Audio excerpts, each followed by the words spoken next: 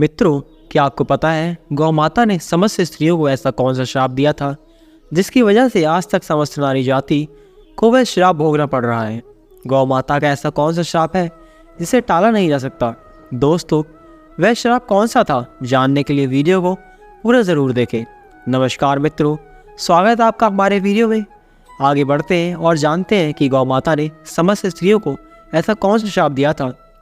तो दोस्तों, एक समय की बात है जब भगवान श्री कृष्ण अपनी राजगद्दी पर विराजमान थे, तब उनके पास देवर्षि नारद मुनि आते हैं और कहते हैं, हे प्रभु, मैं आज मृत्यु लोक में भ्रमण कर रहा था। तभी एक स्त्री ने मुझसे पूछा कि पहले स्त्रियों के बच्चे होते थे तो वह पैदा होते ही चलने लगते थे, परंतु अब ऐसा नहीं है। यह क्यों? प्रभु, मुझे इस प्रश्न का उत्तर नहीं पता था, इसलिए मैं आपके पास आया हूँ। कृपया मुझे इस प्रश्न का उत्तर बताएं। तब श्री कृष्ण कहते हैं कि हे देवर्षि, तुम्हारा यह प्रश्न समस्त स्त्री जाति के लिए अत्यंत महत्वपूर्ण है। अगर तुम इस प्रश्न के उत्तर को जानना चाहते हो तो ठीक है, मैं तुम्हें एक कथा सुनाता हूँ। तुमको इस कथा के माध्यम से पता चल जाएगा कि किस वजह से अब स्त्रियों का बच्चा पैदा होते ही चल नहीं पाता। तब देवर्षि नारद कहते हैं कि हे प्रभु, मैं इस कथा को पूरा सुनूंगा, कृपया आप कथा को सुनाएं। तो मित्रों, अगर आप भी जानना चाहते हैं कि इस प्रश्न का उत्तर क्या है, तो मित्रों वीडियो को आखिर तक जरूर देखें और वीडियो को लाइक अवश्य करिएगा। तो मित्रों, श्री कृष्ण कहते हैं कि हे देवर्षि नारद, एक नगर में एक रामचंद्र नामक व्यक्ति रहता था। रामचंद्र एक स्वार्थी व्यक्ति था। रामचंद्र के पास एक गाय थी। वह गाय दूध देती थी और रामचंद्र उस गाय को हरा भरा चारा खिलाकर उसका दूध निकालकर उस दूध की बिक्री किया करता था। रामचंद्र गाय का दूध खुद ही पीता और अपने परिवार वालों को भी पिलाता था। गाय के दूध की वजह से ही रामचंद्र अपने घर की दिनचर्या चलाता था। रामचंद्र का समय इसी तरह व्यतीत हो रहा था। कुछ दिनों के बाद एक समय ऐसा आया जब रामचंद्र को गाय ने दूध देना बंद कर दिया। जैसे ही गाय ने दूध देना बंद कर दिया तो इधर रामचंद्र ने उस गाय को चारा डालना बंद कर दिया। एक दिन ऐसा आ गया कि उस दिन रामचंद्र ने गाय को बहुत मारा पीटा और उसने उस गाय को घर से ले जाकर जंगल में छोड़ दिया। अब वह गाय बेचारी अकेली पड़ गई। बेचारी अकेली जंगल में इधर उधर घूमती फिरती और एक दिन जंगल में बने एक मंदिर के पास पहुंची और भगवान से विनती करने लगी। और विनती करते हुए वह कहने लगी, हे भगवान, मैं आपसे यह विनती करती हूँ कि हमें गाय की योनि में डालकर कितना गलत काम किया। श्री कृष्ण कहते हैं कि देवर्षि नारद, वह गाय कहती है, देखिए, जो आपकी 84 लाख योनियों में सर्वश्रेष्ठ योनि मानव की है, वह कितना पाप और कितना दुष्कर्म करता है। वह गाय आगे कहती है, जब तक मैं दूध देती रही तब तक उस व्यक्ति ने मुझे अपने घर पर रखा हरा भरा चारा खिलाया, और जैसे ही मैंने दूध देना बंद कर दिया उसके बाद से उसने मुझे चारा भी डालना बंद कर दिया। इतना ही नहीं, उसने तो मुझे घर से बाहर ही निकाल दिया। अब मैं इधर उधर भटक रही हूँ। अब जंगल में चारा खा करके, जंगल में घास खा करके मैं अपने पेट को भरती हूँ। भगवान, आपने जो सर्वश्रेष्ठ योनि बनाई है, यह तो कितनी स्वार्थी और लालची योनि है। श्री कृष्ण कहते हैं कि हे देवर्षि नारद, धीरे धीरे समय बीतता है। गाय बेचारी इधर उधर भटकती रही। जब भी वह गाय रामचंद्र के द्वार पर आ जाती तो रामचंद्र ने लाठी लेकर उस गाय को जंगल की तरफ, खेतों की तरफ भगा दिया करता था। तब श्री कृष्ण कहते हैं कि हे देवर्षि, धीरे धीरे जब वह गाय एक दिन गर्भवती हो जाती है, तो अब जैसे ही 3-4 महीने का गर्भ हुआ तो उसी जंगल में एक स्त्री गुजर रही थी। उस स्त्री ने जैसे ही उस गाय को देखा, उसने मन में सोचा कि ये गाय तो गर्भवती है, मैं काम करती हूँ, इस गाय को मैं पाल लेती हूँ। जब इसका बच्चा हो जाएगा तो यही गाय मुझे दूध देने लगेगी, तब मैं इसका दूध खुद भी खाऊंगी और अपने परिवार वालों को भी पिलाऊंगी, बिक्री भी करूंगी। लेकिन जैसे ही वह स्त्री उस गाय को पकड़ने के लिए अपने पति को बुलाने के लिए जाती है, जब तक उसका पति वहाँ पर आता है तब तक वह गाय वहाँ से चली जाती है। धीरे धीरे समय बीतता है।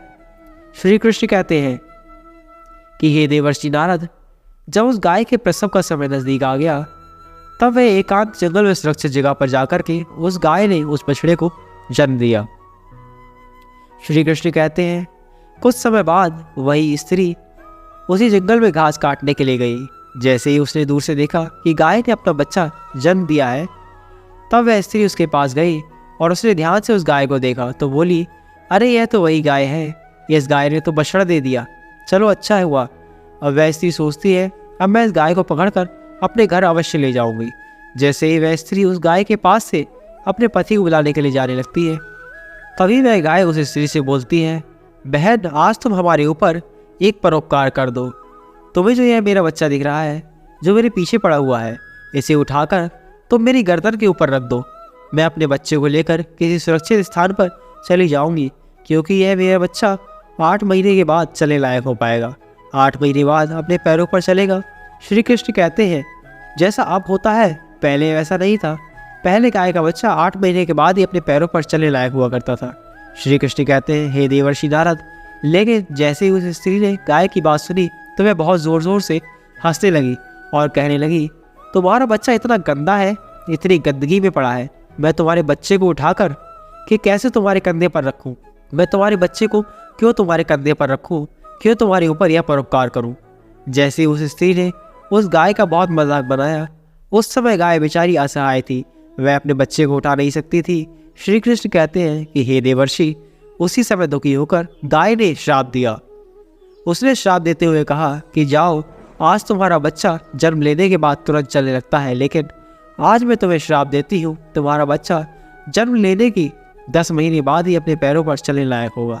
जो यह मेरा बच्चा आज चल नहीं पा रहा, यह आज के बाद पैदा होते ही बहुत जल्द अपने पैरों पर चलने लायक हो जाएगा। श्री कृष्ण कहते हैं कि हे देवर्षि, इसी श्राप के कारण स्त्रियों का बच्चा जन्म लेते ही अपने पैरों पर चल नहीं पाता।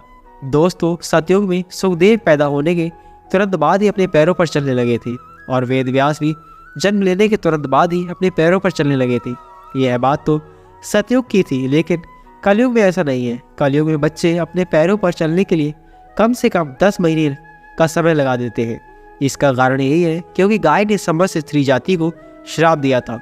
उसी दिन से समस्त स्त्रियों की जो बच्चे पैदा होते थे, जो कि चलने लग जाते थे, उनकी प्रक्रिया वहीं पर रुक गई।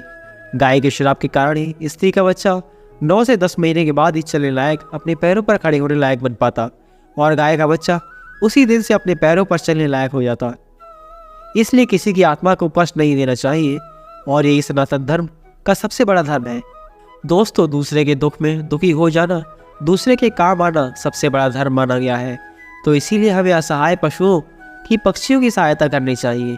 गाय के श्राप की वजह से ही जितने भी पशु पक्षी हैं, उन सबके बच्चे जन्म लेने के तुरंत बाद ही चलने लग जाते हैं। लेकिन स्त्रियों के बच्चों पर इसका विपरीत प्रभाव पड़ा कि जन्म के तुरंत बाद स्त्री का बच्चा चलने लायक नहीं बन पाता।